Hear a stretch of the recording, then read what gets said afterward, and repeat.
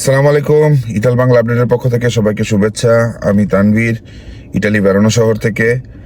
এই মুহূর্তে যারা যারা আমার ভিডিওটি দেখছেন অবশ্যই আমার চ্যানেলটি সাবস্ক্রাইব করবেন, আমার ফেসবুক পেজটি ফলো দিবেন এবং আমার ভিডিওটি শেয়ার করবেন। আপনাদের সুবিধার্থে আমি একটা টেলিগ্রাম গ্রুপ খুলেছি, ডিসক্রিপশনে লিঙ্ক দেওয়া আছে, সেখানে আপনারা জয়েন করতে পারেন বিভিন্ন তথ্য আদান প্রদানের জন্য। তো আজকে ভিডিওটি কারণ হয়তো বা আপনারা থাম্বনেল দেখে বুঝে গেছেন।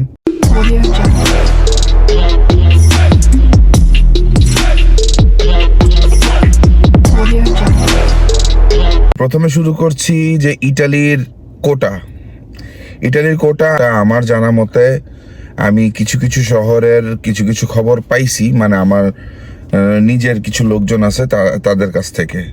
তো ওদের দেখা গেছে যে অনেকের 3 মিনিট পর্যন্ত আছে, অনেকের 4 মিনিট পর্যন্ত আছে, অনেকের 2 মিনিটে আছে, অনেকের দেখা গেছে যে সেকেন্ডের মধ্যে আছে। যাই হোক, যতটুকু আমি জানতে পারছি এটা হচ্ছে রোম শহরে আছে আপনার, আমার যে লোক আছে ওনার 3 মিনিট পর্যন্ত মানে কাউন্ট করছে, এই কোটার ভিতরে নিছে 3 মিনিট পর্যন্ত। রাগুসাতে নিছে 2 মিনিট 48 সেকেন্ড, তারপরে ফজ্জাতে নিছে 1 মিনিট 38 সেকেন্ড।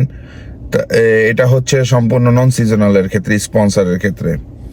তারপরে কাজেরটাতে নিছে 1 মিনিট 23 সেকেন্ড, তারপর বলোনিয়াতে নিছে 2 মিনিট 47 সেকেন্ড, তারপরে আছে ভেনিসে নিছে 1 মিনিট 47 সেকেন্ড, তারপরে আছে রেভিজোতে আছে 1 মিনিট 11 সেকেন্ড, তারপরে পোর্দেননেতে আছে 55 সেকেন্ড, তারপরে ভেরোনাতে আছে 1 মিনিট 57 সেকেন্ড। তো আজ এই পর্যন্ত এই কটা আর কি খবর পাইছি, মানে আমার জানা মতে। আস্তে আস্তে যতটুকু আমি জানবো আপনাদেরকে আমি তথ্য দেওয়ার চেষ্টা করব।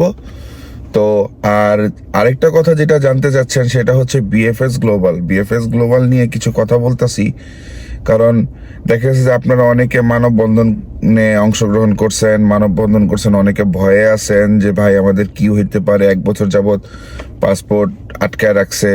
তো দেখেন, তো সবাই সচরাচর কেন মানববন্ধন করে একটা মানুষ যখন তার দেয়ালে পিঠ থেকে যায়, ঠিক আছে, সে অতিষ্ঠ হয়ে গেছে, কারণ পাসপোর্টটা না তাকে ব্যাক করতেছে, না মানে সে অন্য দেশে যেতে পারতেছে।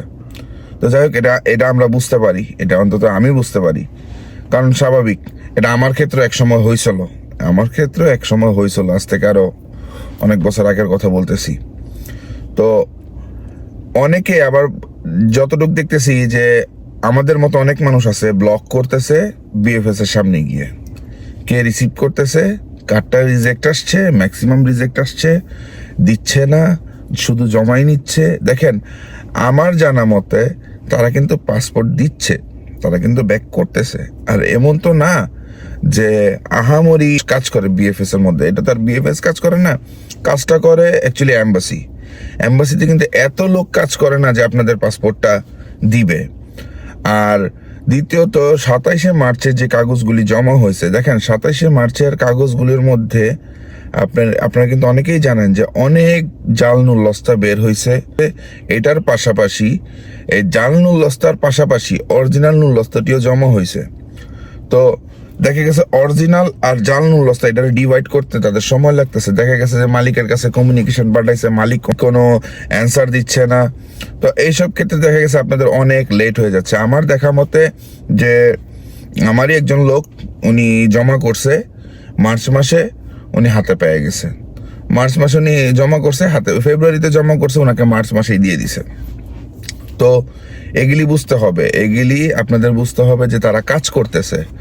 এখন দেখা যাক, আমাদের ধৈর্য ধরতে হবে, ধৈর্য ধরা ছাড়া কোনো ওয়ে নাই। একমাত্র পারে আমাদের বাংলাদেশের সরকার, বাংলাদেশের পররাষ্ট্র মন্ত্রণালয় থেকে পারে, প্রবাসী কল্যাণ মন্ত্রণালয় থেকে পারে, তারা পারে একমাত্র এগুলি কূটনৈতিকভাবে আপনাদের পাসপোর্টগুলিরে ব্যাক করে নেওয়ার।